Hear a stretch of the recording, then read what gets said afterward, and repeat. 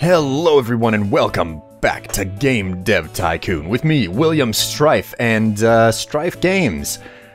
Geez, it's been a while since I last recorded. Let me see if I can actually remember where the hell I left off. I'm glad that all of you are still enjoying it and you still want to see more. Ooh, what's this? There's a clear trend towards casual games recently. Maybe we should take advantage of that right away, right off the bat.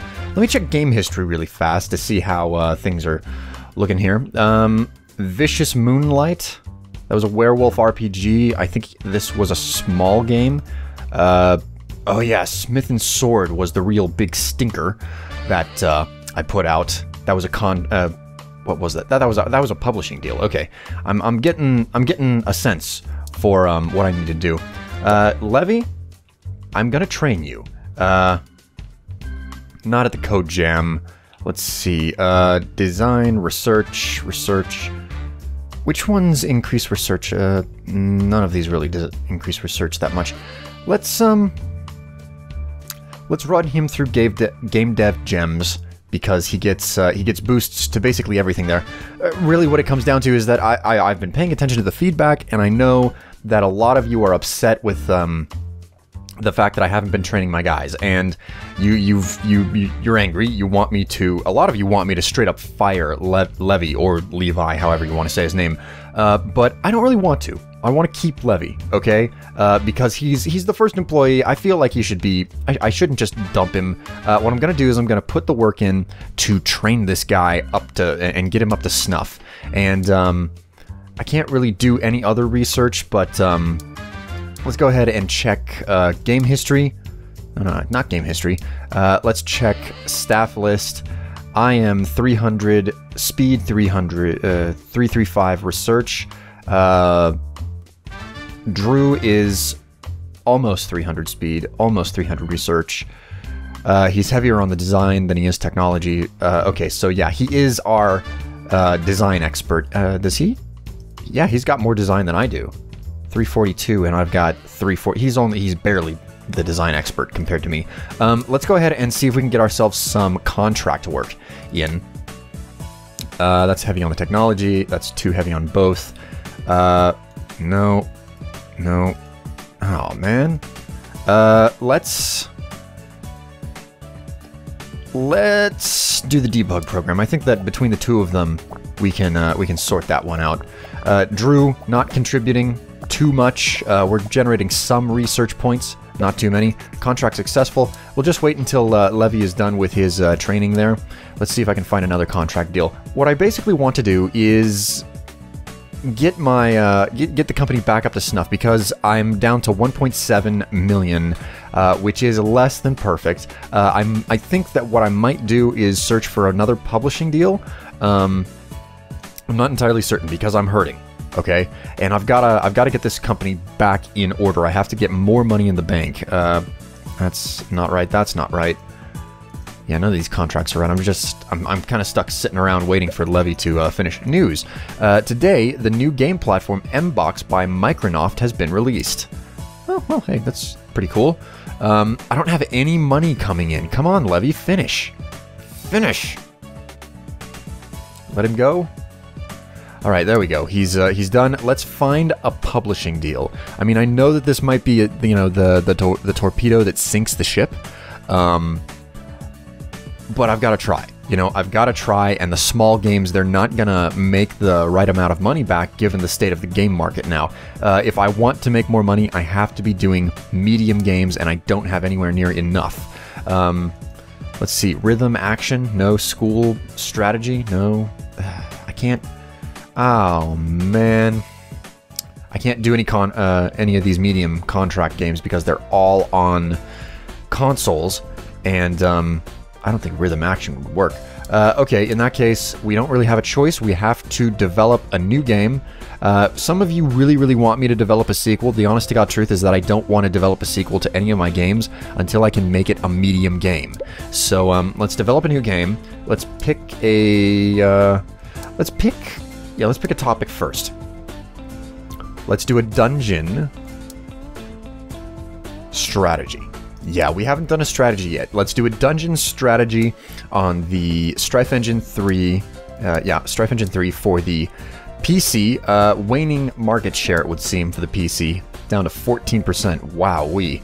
Not doing too well there on that front. Doing better than the TES, though. The TES 64. So, Dungeon Strategy on the PC. This is going to be a... Okay, let's make this a mature game. A Dungeon Strategy on the PC. Small game, and we're going to call this WarChest Raider. I don't know. WarChest Raider, a small, mature dungeon strategy for the PC on the Strife Engine 3. Let's go forward from there. It's going to be a 3D graphics V2. Let's hope that it works out right. So let's see. For strategy, let's make the engine mid.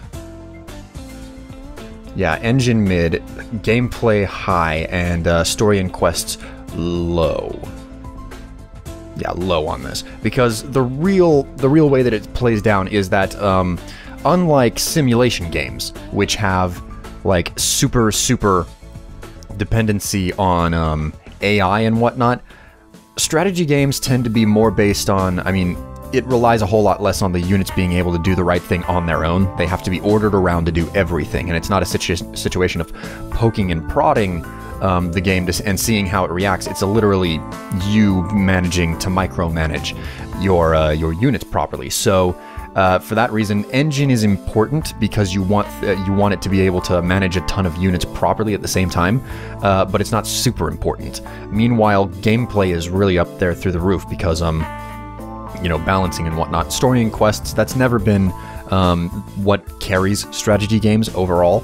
Strategy games, you know, they can have really stand-up stories, such as Warcraft and Starcraft and, you know, the like, but there are a lot of strategy games out there that have lived solely on the fact that they're a really good experience and you can play skirmishes endlessly, especially since they went online. So, I gotta pump a lot of stuff in there. Let's take out branching story and stuff and leave that low. I'm gonna, well, I might suffer for it, but I'm gonna do it this way. Yeah. Hoo-wee. Let's hope to God that I'm not making a mistake. Hi, this is Jorg Longer from Game Nova. I got word that Strife Games is working on a new game. Would you be willing to share some information on your current game project and do an interview about it? Sure, why not? What is your expectation regarding the success of WarChest Raider? Do you think that the game will be well received? You know what, I'm just gonna hype it. Thank you for your time. There we go, we got a little bit of hype off of that. Let's go into marketing and let's just do a basic advertising magazine for 50K. Okay, development stage 2. Let's see. Naturally, because it is, because it's a strategy game, you know, dialogue's pretty much negligible. Let's get rid of dialogue trees, and we can leave better dialogues in there just because it'll improve it, you know, on some level. Level design, let's leave up there, and artificial intelligence, obviously, it needs to be mid, because if dialogues aren't input, something on this scale, I mean, in all honesty, I'm pretty certain that it's a situation where one of these sliders needs to be all the way to the top, another one needs to be all the way to the bottom, and another needs to be in the middle, or, you know, some semblance. One needs to be close. You need to put a lot of time on one, a little bit of time on another, and one of them gets an even split. So, while artificial intelligence, like I said, not the most important thing in a strategy game because it's more about micromanagement, it's still important because you want your units properly attacking or, you know, auto-attacking whenever they're threatened and whatnot. So yeah, let's go forward from there. Or maybe, I mean, how many strategy games have you played where there is, like, little to no... Wow, I'm getting a bit of hype there, 64. How many strategy games have you played where there's, like, no option to tell the units to hold your ground or assume a defensive stance? I don't know. I've got a lot of experience with strategy games in my time, so it really does matter to me. Okay, so world design, graphics, and sound. I'd say that that's about right. Okay, I think I can get away with that. Maybe I can... You know what? Let's just dump in rich backstory anyway, see how that works out. I'm hopeful that this is going to be a plenty well-received game. Oh my god, I am sucking money just right out of the coffers, and I got a lot of bugs to iron out at the same time. 1, 0. There we go. No! Levy, you piece of fucking shit! You put a bug in the goddamn thing. Fuck. Hold it together. I'm getting closer to firing this schmuck after what he just did. Game review. The first reviews for our newly released game, WarChest Raider, came in. It's gonna be shit because of that one bug. That one bug is gonna ruin the whole fucking experience. God damn it, Levy. I hate you. I hate you with a passion. Look at this. It would be I bet I would be getting 8s was it not for that one fucking bug. Levy, this is all your fault. This is all your fault. WarChest Raider. Whatever the case may be. Levy, you know what you can do? You can generate a fucking game report. And Drew, you can go ahead and train a little bit. I'm gonna send you through make me think research. Increase your research skills.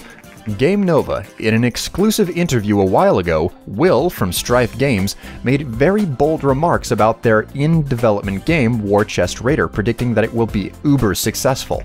Now that the game is out on the market, the consensus is that Will should have been more careful as the final product doesn't match the hyped expectations. Overall, this had a negative effect on sales. Hell, isn't that just fucking fancy? Look at that. Great. I'll go ahead and train myself as well. Way too expensive, all of that. Let's just do game dev gems to, Can I not increase my speed? No, wait, don't repeat yourself. There we go. Increase my speed. Game report, our post-release analysis of WarChest Raider is in. Dungeon and strategy is a great combination. Level design seems very important for this type of a game. Platform genre match, PC strategy, great. Okay, so that worked out for me, not too bad. Levy, is there any sort of research that you can do for us? 2D graphics v3, new topic, character progression, multiplayer. There doesn't really seem to be a whole lot of anything that I can sink into research. I've said in previous episodes, you know, multiplayer, I personally do not care about it, so I'm not going to put that in my games. New topic. Ooh, hey, zombies. That only costs 10 research points. Let's do that. Levy will be done in no time, and Drew's going to be sitting around for just a little bit. I'm steadily charging through my training and whatnot. Levy's done. Market analysis, it seems that the market has normalized. And Drew is done as well. Let's see if we can get ourselves some extra contract work. This is plenty easy to do. Between the three of us, we will get it done in no time flat. Look at that. Levy is pulling his weight on it. Game off the market. WarChest is now off the market. 97,000 units, making 679,000 in sales, which basically just put us hovering at the exact same mark that we've been hovering at the entire time. Contract successful. Okay, let's grab one more contract work before we call this episode, I suppose. Let's do this one. We got 2 small booth. Let's dedicate the resources, finish this contract, and then we'll hop right into developing a new game. But that'll have to wait until next time. Okay, contract successful, would hire again. Pause it real fast. Okay, there we go. This has been another episode of Game Dev Tycoon, everyone. I hope you enjoyed watching me blunder my way through it, because I really do not know what the hell I am doing, like I've said before, but feedback is always well appreciated. I hope you guys are still enjoying it. Tell me if you want to see more in the comments. I'll see you next time. Bye!